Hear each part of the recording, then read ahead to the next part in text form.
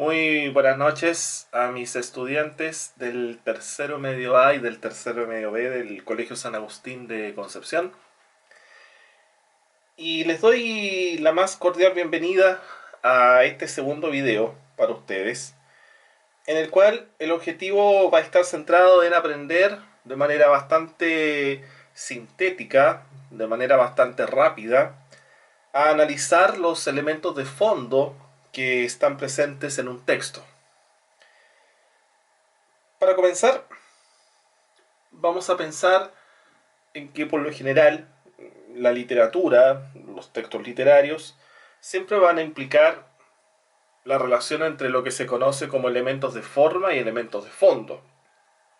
Se utiliza, por ejemplo, esa nomenclatura en el ámbito de la poesía para separar distintos niveles de análisis. Pero en el caso de un texto narrativo, que es lo que nos convoca a nosotros en este video, nosotros tenemos que prestar atención, pero a una atención bastante suprema a los elementos de fondo. Esto de manera... Esto es muy simple, porque un texto literario nos muestra, ¿cierto?, una ficción, nos muestra una imagen de mundo. Ustedes lo vieron en el fragmento de Un Mundo Feliz y en el video anterior sobre el mundo distópico. Se nos presentan una cierta realidad, pero esa realidad que está construida en la superficie del texto no es necesariamente lo que ustedes tienen que conocer del texto propiamente tal. Por ejemplo, siempre yo señalo, especialmente cuando trabajo con niveles de octavo básico, séptimo incluso, la diferencia que debe existir entre el leer y el comprender. Una cosa es que nosotros leamos el texto. Una cosa es que nosotros tengamos la capacidad de analizar, entre comillas, cada uno de los signos que están ahí en la superficie textual. Entiéndase, signos lingüísticos como también signos no lingüísticos. Pero lo interesante es cuando uno va más allá de lo que está en la superficie. Por ejemplo, ustedes se van a encontrar en la guía número 3 con un cuento que se llama Auschwitz, escrito por el chileno Diego Muñoz.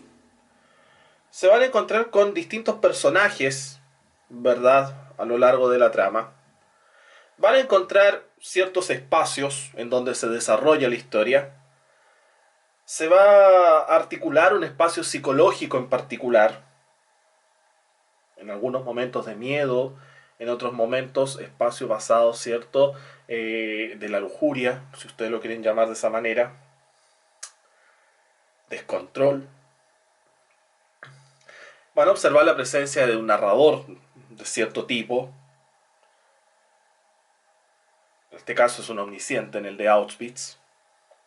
En fin, o sea, todo lo que yo he mencionado son elementos que forman parte de un texto narrativo, que tiene como función relatar una historia, contar o narrar una historia.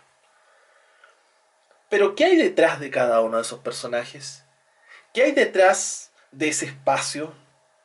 ¿Por qué ustedes van a observar en ese cuento? ¿Por qué se eligió el metro o el tren subterráneo, si lo quieren llamar de esa manera? Todas esas son cosas que van de la mano con un análisis de fondo. Incluso más, ¿por qué el texto se llama Auschwitz? Y aquí las personas que saben un poco más de historia van a poder responder o van a poder decir, ah, pero Auschwitz era uno de los campos de concentración existentes en la Alemania nazi, en el contexto de la Segunda Guerra Mundial. Y yo les voy a decir, está correcto. Pero ¿por qué el texto se llama Auschwitz?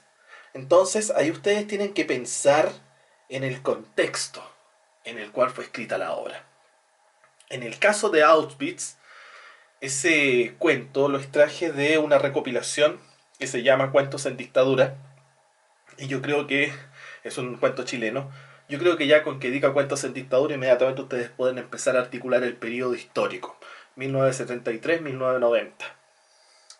Por lo tanto, si el cuento está emplazado en una ciudad, si hay personajes que pasan por una situación bastante inusual, bastante extraña al interior del tren subterráneo, si aparece la figura de los gases, si aparecen estos diversos personajes que en sí articulan al parecer algo, claramente, y más encima, el texto lleva por título el nombre de un campo de concentración, entonces nosotros perfectamente podríamos llegar a articular de que ese cuento es una metáfora de la ciudad como un campo de concentración, guardando las proporciones, cierto, obviamente, de lo que implica este concepto en sí. Pero eso sería más o menos llevar a cabo un análisis de fondo del texto. Por ejemplo, ustedes se van a encontrar con personajes como un anciano, un tanto indiferente a ciertas situaciones. Van a encontrarse algunas jóvenes, cierto, adolescente, aparece otra señora, aparecen... Vean cada personaje. Cuando uno de repente en un ejercicio simple, incluso ya a nivel de sexto, séptimo básico, les pide enumere o establezca las características físicas o psicológicas, especialmente psicológicas de un personaje, eso no es porque sí solamente.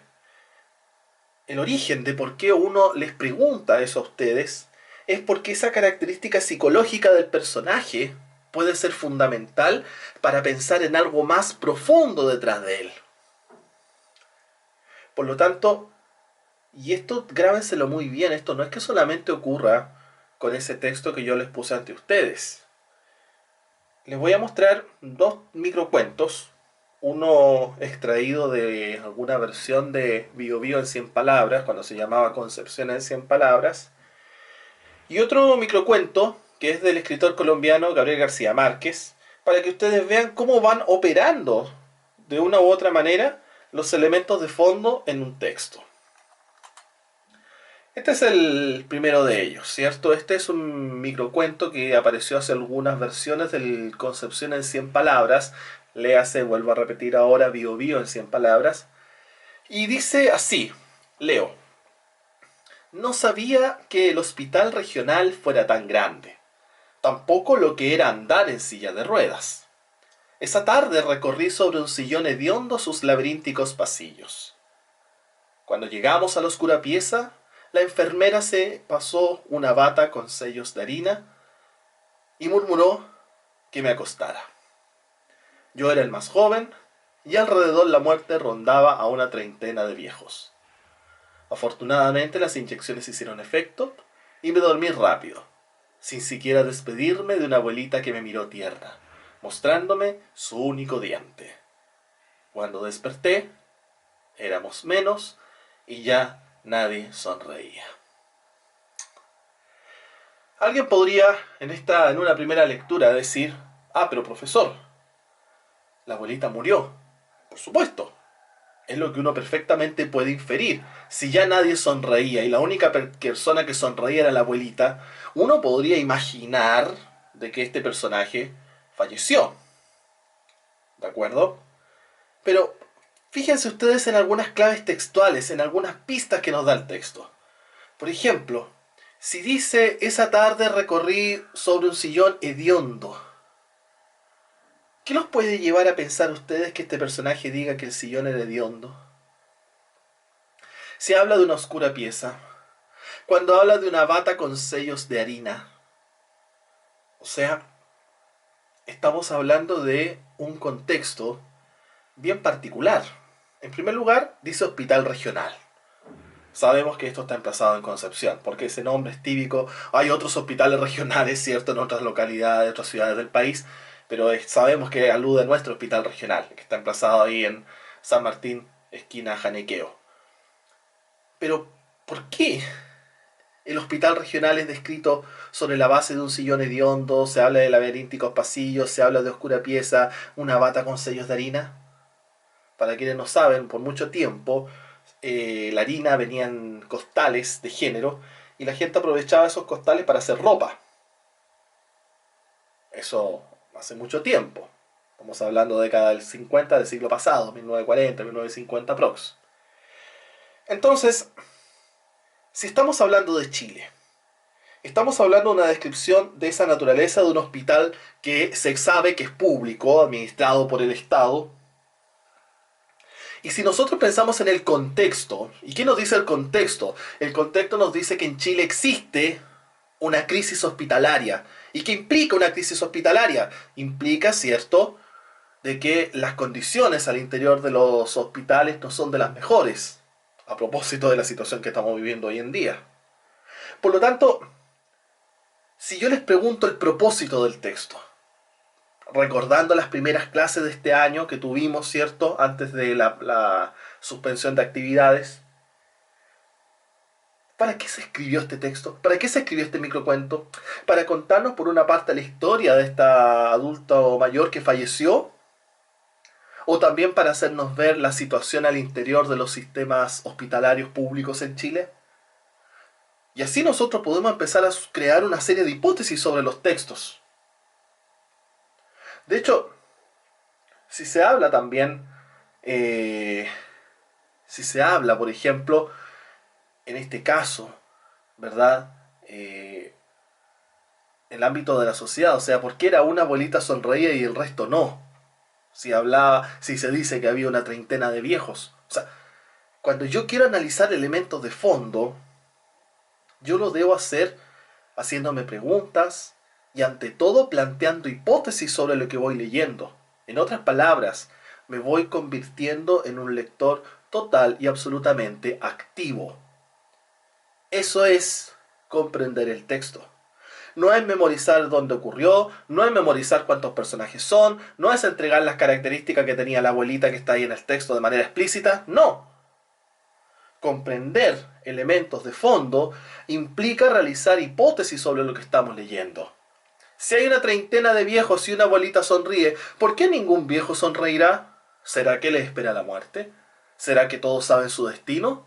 ¿O será que en este país ningún adulto mayor puede sonreír considerando las pensiones miserables que ganan? ¿Quién sabe? Eso es un análisis de los elementos de fondo. O sea, hacernos preguntas, formular hipótesis, realizar conjeturas, etcétera. Un segundo caso, que por muchos años fue mi texto caballito de batalla para explicar algunos elementos y lamentablemente durante un año este texto tuvo que estar guardado por un tema personal y lo vamos a reflotar nuevamente. Y es un microcuento, como les señalé al principio de este video, de Gabriel García Márquez. Y dice así: el drama del desencantado que se arrojó a la calle desde el 10º piso, y a medida que caía iba viendo a través de las ventanas la intimidad de sus vecinos, las pequeñas tragedias domésticas, los amores furtivos, los breves instantes de felicidad, cuyas noticias no habían llegado nunca hasta la escalera común. De modo que en el instante de reventarse contra el pavimento de la calle, había cambiado por completo su concepción del mundo y había llegado a la conclusión de que aquella vida que abandonaba para siempre por la puerta falsa, valía la pena de ser vivida. El texto se llama lisa y llanamente El drama del desencantado, tal como comienza este microcuento. Es un microcuento completo, no está cortado por si acaso. ¿Qué podemos observar acá? ¿Cuál es el tema que se está abordando? Lo dice, en ninguna parte va a decir el texto cuál es el tema. Pero el tema perfectamente se puede remitir a una sola palabra: el suicidio. De eso nos está hablando. Cuando se habla del desencantado es el suicidio, el suicida. A eso alude el tema del texto. No olviden, el tema se remite a una palabra, a una frase, desde un punto de vista, una perspectiva global. ¿Aparece el tema en un texto de manera explícita? Sí y no. Hay momentos en que sí y hay momentos en que no. En un texto de índole narrativa, en un texto narrativo propiamente tal, es muy difícil que aparezca el tema de manera explícita en él. Siempre el tema o incluso el ejercicio de establecer ideas centrales en un texto narrativo es mucho más complejo que realizar esta tarea en un texto expositivo, por ejemplo. Volvamos a lo nuestro. Tenemos, ¿cierto?, el tema que se está abordando aquí es el suicidio. Perfecto. Pero ¿qué se nos muestra de una otra manera? Lo que se nos muestra en este texto es que el microcuento lleva por título el drama, pero ¿por qué es el drama del desencantado? ¿Es simplemente el drama que él vivió para llegar a cometer el suicidio? ¿O es el drama de tener que darse cuenta de que lo que había hecho no tenía ningún sentido porque lamentablemente los problemas de los otros incluso son mayores que los que yo tenía? Eso implica un análisis de fondo. Y esto implica también una moraleja. Siempre se enseña de que las fábulas dejan moralejas, ¿cierto? O las parábolas. Pero cualquier cuento de una manera o un microcuento nosotros le podemos traer una muy buena moraleja. Lo dice, no lo dice. Pero uno tiene que ser capaz como lector activo de establecer esa moraleja. Y esa moraleja implica también una crítica. Vivimos nosotros tan inmersos en nuestros micromundos, vivimos tan inmersos en este individualismo severo, que creemos que todas las desgracias que nos pasan en la vida prácticamente son injustas, de que son cosas que prácticamente nos golpean, de que la vida es así, que la vida es asá, etc. Pero si por un momento nosotros conociésemos otras realidades, nos daríamos cuenta de que lo que nosotros estamos viviendo, la situación que a nosotros nos está atormentando, es la nada misma frente al drama que tienen muchas personas más. Y esa es la principal moraleja de acá. O sea, el tipo va cayendo desde el 10º piso. Y cuando va cayendo, va mirando por las ventanas de los distintos departamentos hacia abajo, 9, 8, 7, 6, para que se haga la idea. Y a medida que caía, va viendo a través de las ventanas la intimidad de los vecinos. Imaginen ustedes la situación. El tipo se lanza del 10º piso y pasa por el piso 9 y encuentra una situación terrible, peor que lo que le pasa a él. Va cayendo y llega al piso 7. Caramba, otra situación. Piso 5, otra cosa. Entonces cuando llega el momento en que hace esta reflexión de que prácticamente valía la pena vivir, ya era muy tarde. Porque ya esa vida abandonaba para siempre esta esfera. Eso es, niñas y niños, analizar un texto de una perspectiva de fondo. ¿De acuerdo? En la guía número 3, que está disponible en el aula, lean con mucho cuidado el cuento Auschwitz. Presten mucha, pero mucha atención a los personajes, a las características que tiene cada uno de ellos, porque no vaya a ser cosa de que aparezca una alusión a que cada personaje viene a representar cierto grado de pecado capital, por decir algo. Y quién sabe si también detrás de ese cuento haya una alusión a que el infierno está prácticamente en el día a día. Tengan en cuenta que esta no es la verdad, es una hipótesis. ¿Qué me interesa a mí en esa guía? Que respondan las preguntas con mucho cuidado y ojalá en esta guía en específico, la número 3, que deben enviármela antes del viernes próximo, tienen toda la semana para trabajarla, para discutirla, tengan en cuenta lo siguiente y que les quede grabado, especialmente cuando uno hace el análisis de un texto. Uno no tiene que quedarse solamente con lo que está ahí. Investiguen, busquen un poco de información sobre Auschwitz y posiblemente a partir de ese conocimiento, a partir de lo que fueron los campos de concentración durante la Alemania nazi, y además leyendo algo respecto a cómo era la vida en el Chile de la década de los 80, puedan ustedes pensar el por qué Diego Muñoz escribió ese cuento. Recuerden, un texto nunca se escribe simplemente para plasmarlo en una muralla como si fuese una pintura o si fuese una obra de arte de cualquier otra manifestación.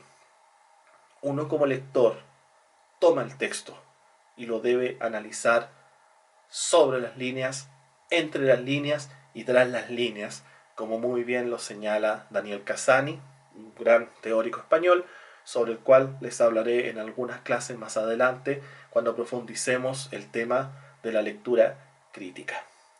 Espero que les haya servido este video, que es un tanto más extenso que el anterior, pero ustedes saben, todo va por el bien de que podamos mantener esta continuidad en los procesos de aprendizaje basados, ¿cierto?, en el aprendizaje a distancia. Espero verlos pronto.